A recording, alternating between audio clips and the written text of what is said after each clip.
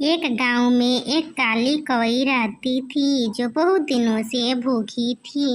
वह खाने की तलाश में इधर उधर घूम रही थी, लेकिन उसे कहीं खाने को नहीं मिला।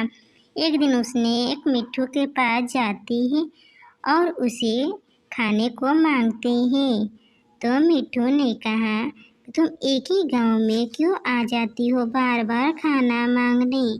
चल यहाँ से फुट, आज खाना नहीं मिलेगा, आज तू कहीं और इंतजाम कर ले। कहाँ से काली कौई चली जाती है एक टिंकी के पास। टिंकी से कहती, टिंकी यार, तुम तो मेरी पुरानी वाली दोस्त हो, आज खाना दे दो उधार, कल मैं तुम्हें वापस कर दूंगी। टिंकी कहती है, चल हट, तूने पहले से ही मेरी खाना बहुत उधार ली है। तो वहाँ से चली जाती है काली कौई निराश होकर और कहती है कि आज तो कहीं खाने को नहीं मिला है, आज सारे पक्षियों ने खाना नहीं दिया है। तो काली कौई कहती है कि आज भूखा ही रहना पड़ेगा और जंगल में निकल पड़ती है और एक पेड़ की डाल पर बैठ जाती है। तो उसे एक जादुई बाबा दिखाई देते हैं। तो वहाँ से काली कौई जाती है जादुई बाबा के पास। जादुई बाबा कहते हैं काली कौई से कि तुम्हें क्या परेशानी है? काली कहती है कि मैं बहुत दिनों से भूखी हूँ जादुई बाबा जी।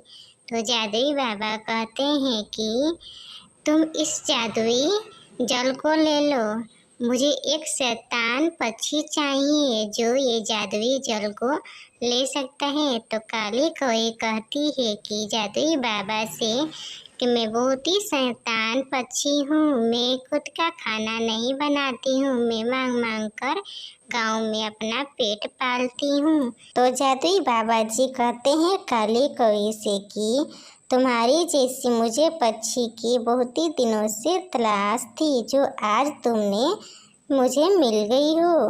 तो काली कौई कहती है कि इस जादुई जल को कैसे मैं सारे पक्षियों को पिलाऊंगी।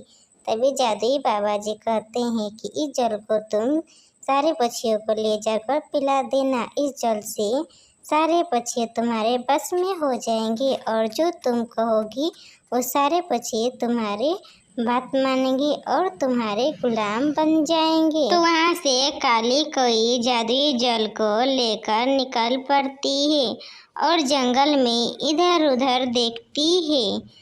तभी उसे दो पक्षियाँ दिखाई देते हैं, तो बहुत ही खुश हो जाती है काली कौई और जादुई जल को लेकर टुनी और मिट्ठू के पास जाती है और कहती है कि बहुत ही ठंडी ठंडी मैं जल लेकर आई हूँ, जो तुम लोग इस जल को पीकर अपना प्यास बुझा सकती हो।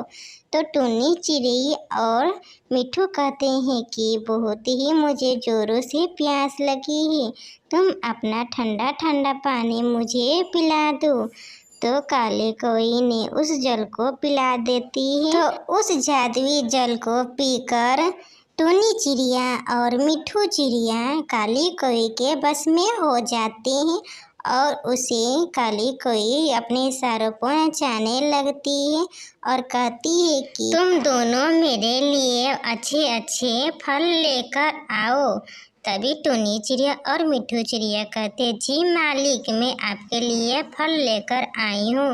ये देखकर काली कौई बहुत ही खुश हो जाती है। तभी गौरी चिड़ै एक पेड़ के पीछे छुपकर काली कौई के सारे कारनामे देख रही थी। तो वहाँ से अब काली कौई चली जाती है और रात के समय अब सोने जाती है। जादुई जल को अपने पास ही रखती थी और बहुत ही मन ही मन खुश हो जाती थी कि मैंने आज अपने बस में पक्षियों को किया हो, अब मुझे कहीं खाने की तलाश में नहीं घूमना पड़ेगा इधर उधर।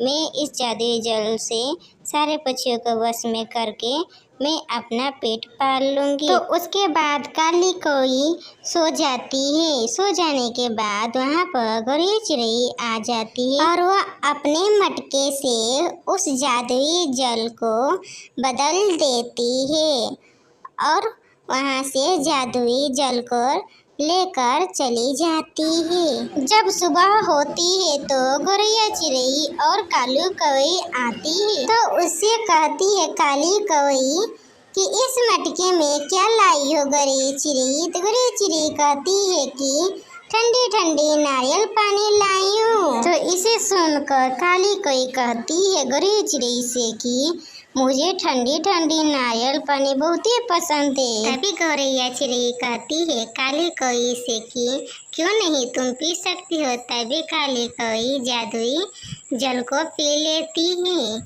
और उसके बाद गौरैया चिड़ै के बस में हो जाती है। इस तरीके से सारे पक्षियों को जादुई जल से मुक्ति मिल जाती है और जादुई कौवे सभी पक्षियों की गुलाम बन जाती है। इस तरीके से सारे पक्षी खुशी खुशी रहने लगते हैं। तो फ्रेंड्स, अगर वीडियो अच्छी लगी हो तो लाइक शेयर कर दीजिएगा, चैनल को सब्सक्राइब करना मत भूलिएगा।